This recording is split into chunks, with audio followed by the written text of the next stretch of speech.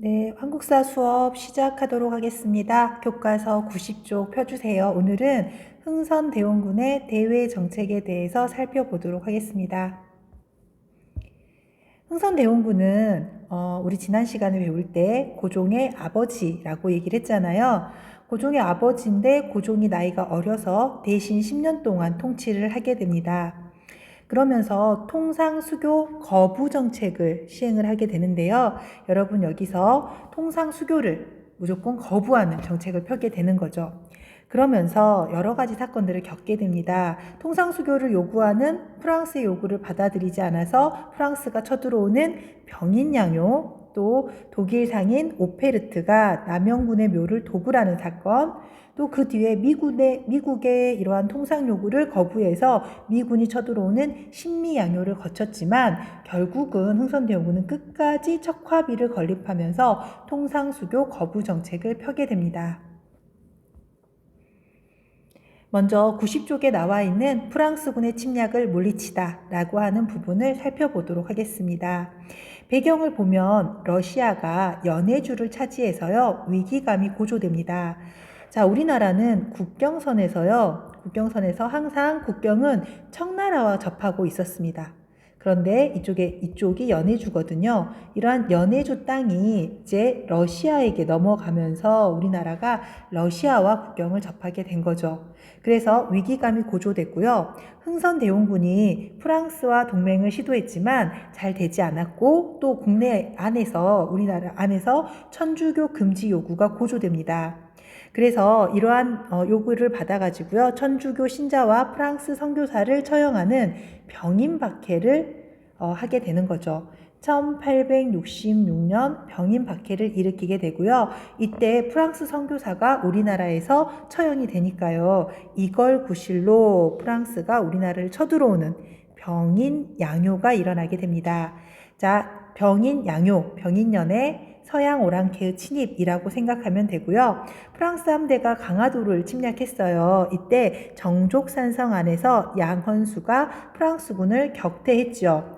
문제는 프랑스군이 철수를 하는 과정에서, 자, 요거 알아둬야 돼요. 외교장각 도서를 약탈해 갔다라는 겁니다. 글자는 모르지만 이 외교장각에 꽂혀 있는 책들을 보니까 비단으로 싸져 있고 굉장히 귀해 보인 거예요. 자, 그 책들이 바로 의궤라고 해서요, 우리 궁중에서 있는 행사를 글과 그림으로 기록해 놓은 책이거든요. 이것들을 모두 다 약탈해 가게 된 거죠. 자, 이 병인양요와 신미양요가 전개되는 곳이 바로 강화도입니다. 강화도. 이 강화도에서 프랑스군이 이렇게 지금 이 선을 따라서 이렇게 들어와서 양화진까지 오게 돼요. 지금의 서울 한강을 따라서 양화진까지 들어오게 되는 이러한 중요한 위치가 강화도가 되겠죠. 자, 그리고 나서 2년 뒤에요. 1868년 독일 상인입니다. 오페르트가 조선의 통상을 요구했는데 또다시 거부합니다.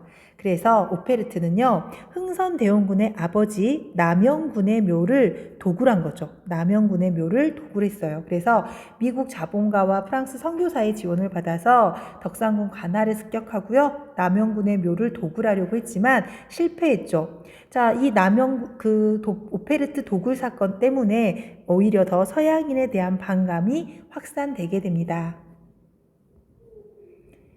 자, 그리고 나서 3년이 지났어요. 신미년은 1871년인데요. 자, 신미양요. 미군이 쳐들어왔어요. 신미잖아요. 미군이 쳐들어왔어요. 자, 미군이 쳐들어오는 신미양요는 원인이 제너럴 셔모노 사건입니다. 자, 이 제너럴 셔모노가 5년 전에 1866년에 우리나라의 평양 대동강에 나타납니다. 제너럴 셔모노는 조선 측의 퇴거 요구에도 약탈 행위를 자행하고 인명을 살상했죠. 이에 분노한 평양 관민은 평안도 관찰사 박규수의 지휘 아래 제너럴 셔모노를 불태워서 침몰시켜 버리는데요. 이 사건이 바로 제너럴 셔모노 사건입니다. 미국은 제너럴 셔모노 사건을 구실로 배상금과 통상을 요구했는데요. 당연히 흥선대원군은 이러한 통상 요구를 거부하죠. 그래서 미군이 강화도를 침략했고요. 이때 어제현 장군이 분전, 열심히 싸워서 전사합니다. 그리고 이제 미군이 그 이후에 계속해서 통상을 거부하니까 결국은 철수를 하게 되는데요. 신미양요가 끝나고 나서도 흥선대원군은 전국 각지에 척화비를 건립하면서 화친을 배척하는 비석이죠. 통상수교 거부 정책을 유지하게 되는 거죠. 자, 이게 척화비의 사진입니다. 서양 오랑캐가 침범하는데 싸우지 않는 것은 화친하는 것이요. 화친을 주장하는 것은 나라를 파는 것이다. 라고 하면서 끝까지 통상수교를 거부했다. 라고 알아두면 되겠습니다. 자, 이제 관련된 문제를 한번 풀어볼게요. 작년에 우리 모의고사에 나왔던 문제입니다. 다음 자료를 활용한 탐구활동으로 가장 적절한 것은 이렇게 물어봤어요. 첫 번째 줄에 강화도에 쳐들어온 프랑스 군의 세력, 여기까지만 읽어도요, 우리 역사에서 프랑스가 우리나라를 침략한 경우는 딱 한 번, 바로 병인양요가 되겠죠. 네, 병인양요 때가 됩니다. 그래서 걷잡을 수 없이 퍼지고 있습니다. 용진징, 광성보 등은 모두 불타버렸고 조운을 통해 거둔 쌀은 적들에게 약탈당했습니다. 순무초관 한성근이라는 사람이 나오는데요. 문수산성을 지키고 있었고 적들이 작은 배 4척을 타고 와서 산성으로 올라오려고 했습니다. 한성근이 자신을 돌보지 않고 총을 여러 발 쏘아대니 적들이 쓰러졌습니다. 자, 이 사건은 바로 프랑스가 우리나라 강화도를 쳐들어온 병인양요이고요. 병인양요의 가장 적절한 탐구활동은 바로 병인양요의 원인이 되는 병인박해의 영향을 살펴본다라는 것을 찾으면 되겠죠. 그래서 답은 1번이 됩니다. 자, 밑줄 친 이 사건에 대한 설명으로 옳은 것은 물어봤어요. 흥선대원군이 프랑스 선교사를 비롯한 천주교 신자들을 처형한 사건, 그게 병인박해고요.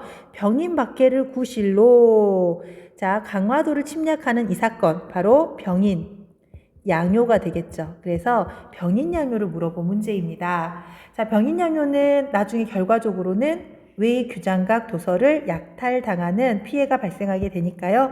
답은 5번이 되는 거죠. 여러분이 병인양요라는 사건을 공부할 때 꼭 알아둬야 될 게 바로 원인. 병인양요의 원인은 병인박해. 병인박해가 원인이 돼서 병인양요가 일어났고요. 병인양요의 결과 우리나라는 외교장각 도서를 약탈당하게 되었다라는 것을 연결해서 알아두면 되겠습니다. 자, 밑줄 친 기억에 대한 탐구활동으로 가장 적절한 거 물어봤어요. 미국 군대가 강화도 광성보를 침범했습니다. 미국 군대가 쳐들어온 건 당연히 미양요가 되겠죠. 이때 지키던 장군이 어제연이에요. 어제연의 생사에 대해서 자세히 알 수 없었습니다. 그래서 어제연 장군이 전사하게 되죠. 자, 신미양요에 대해서 물어봤고요. 신미양요, 여기 보면 신미양요의 전개 과정을 알아본다라는 게 탐구활동으로 적당할 것 같습니다. 적절할 것 같네요. 답은 2번이 되겠습니다. 자, 이 문제는 제49회 한국사 능력 검정시험에 나왔던 문제인데요. 연표로 물어보고 있습니다.